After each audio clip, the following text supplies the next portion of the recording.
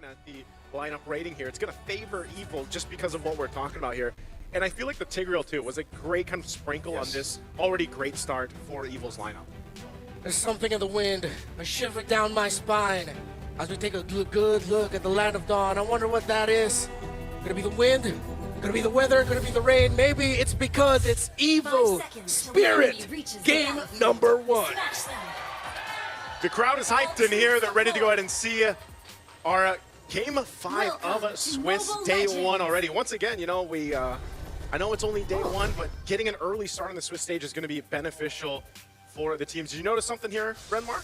It's an Impure Rage Nolan, Renmar, for one shot. Oh, yeah. Back in the day, before obviously when Nolan was still meta, it was Lethal Ignition. Yeah. I'm not too sure about the Impure Rage. I guess it's the same kind of value you would get from like a Frederick going for Impure Rage, right? Yeah. You get it translated over, you clear really quick, and that's exactly what he's doing already. One shot, taking away the green camp without any help, even without mid-prio. Yeah. Actually, I think that is something that we saw in MLBBH. When we saw the Nolan 1 or 2 times, it was also just Impure Rage already. Then Nolan was packing the Lethal Ignition for the burst. So really just going for the utility instead.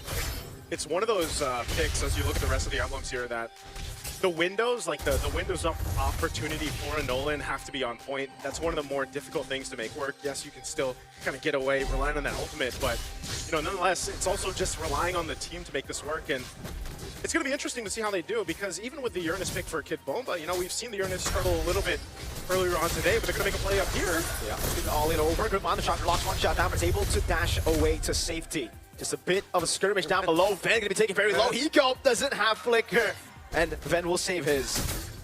Okay, early action. They're still going to stay up on this side too. One shot is ready. I mean, multiple members from Team Spirit up. They still want to go for this kill if they can. Here, instant all in. First blood for Bomba. All right, easy pick off there by Team Spirit. That was a long back and forth up top.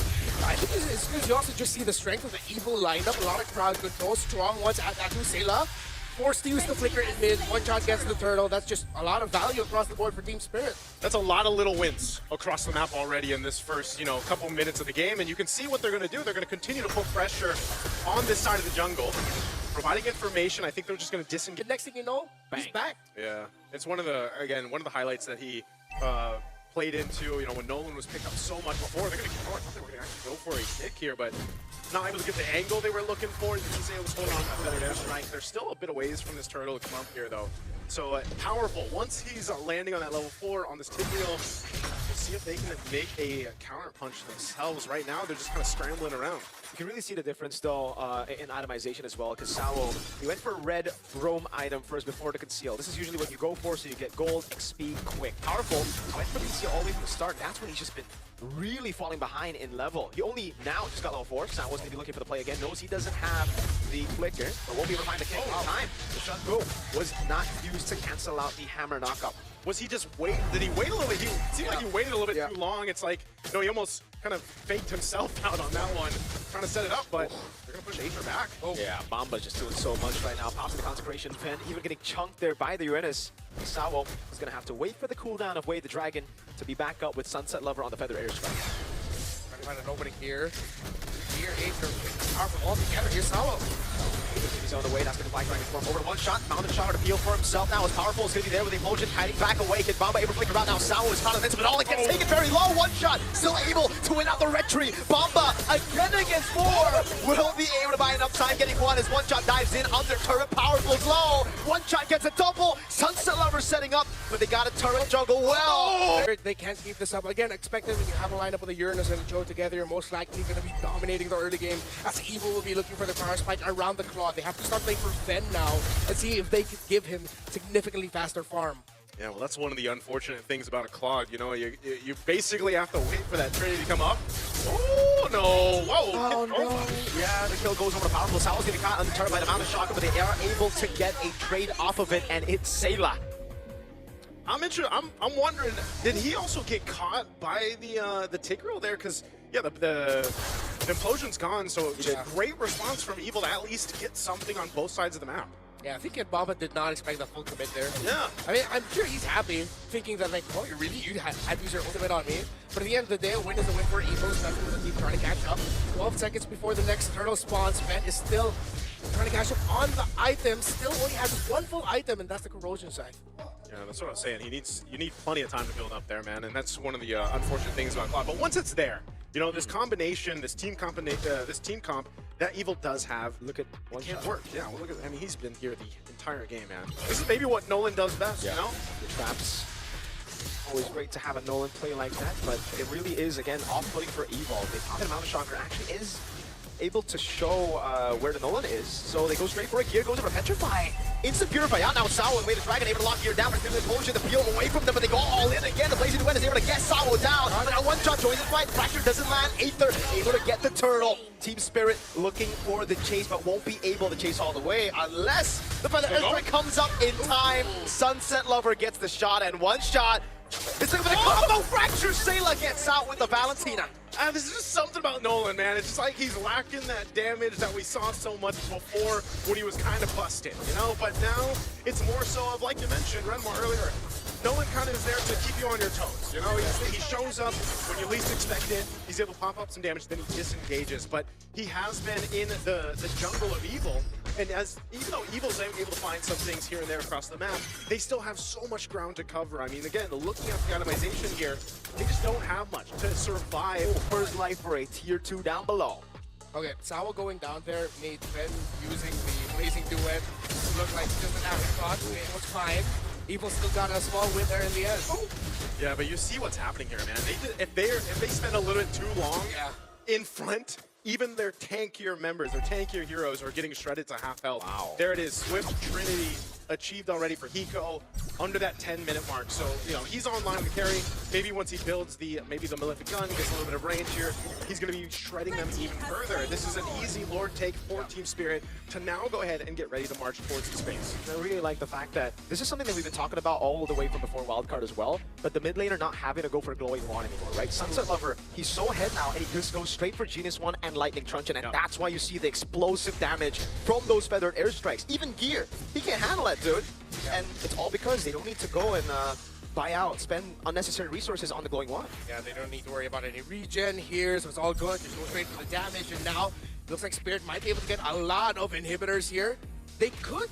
I think if they could go for the full Brazilian, I think they can. Just the full wax. I looked at, we made eye contact for a second there because I was like, full Brazilian, man. Hey. It'll be a bare naked face. That's true. It's going to be exposed, as I like to call it. They get rid of the Holy Shield, all right? That's about it right now. They are going to go for another wave. Yeah. Bottom mid. But yeah, for now, it's just them playing it safe. They don't really need to do anything too crazy. Bomba does pop in Consecration, baits on a Mountain Shocker away, and now tries to zone him in the backline. Is here, goes in for the Fury Stab, the Petrify, and is able to land it on Hiko as Sayla steals the Feather Airstrike and zones them back, says, all right, that's enough, brother. I gotta say, Up at 16, they're playing that split where in out. One shot is going away from the rest of the team, and he's the one managing the minion waves. So they're still very fundamental here. I think it's just not fun to be powerful, you know, trying to scout things out, and the next thing you know, he's at half health. He's got to go reset. They most likely can't do anything about this Lord. It's going to be quickly taken down by Team Spirit. So they'll try to scrap up what they can on this side of the jungle, but Sao goes for a kick, not the direction he was looking for. Yeah.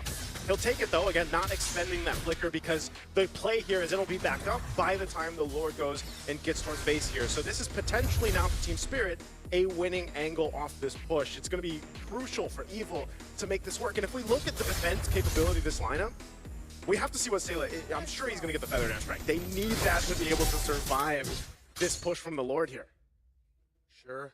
Wings and the Endless Battle now by Gear and Aether respectively, with the Lord marching in 10,000 gold lead.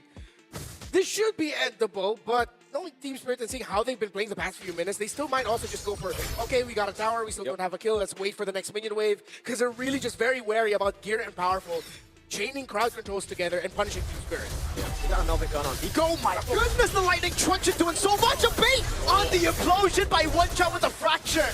Sawo gets the Immortality, will be going for a crazy play with the Dragon and Flicker, but it actually sends him off here. So they're popping Black Dragon form now with Sunset Lover, and Hiko is able to just run through here. The Lord is going on. The base Powerful is going to be shredded down as well as Hiko goes straight for the base, and they'll end it at 14 minutes and 4 seconds.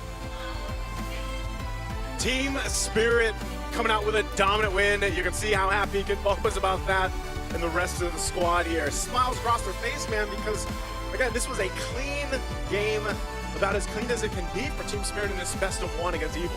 Yeah, they managed things very well. Sao proving us wrong and saying, hey, it's a comfort for me. I was about to say something, but I realized it would sound kind of sus, so I'm going to save that for later. Team Spirit, congratulations. Evil, not the start of the campaign that they wanted for sure, but hopefully we get to see them a little bit more of what they can show off. I think Team Spirit, just starting it off by going up against Team Spirit, it's just, it is what it is, man. You still have other competitors that you can go up against. And it's just really well played again. Like in the drafts, the Nolan last pick into again the Impure choice and how they were able to path around. One thing that you gotta give props to One Shot is that he's just a very smart jungler, man. He knows exactly where to path to get the most value out of that path.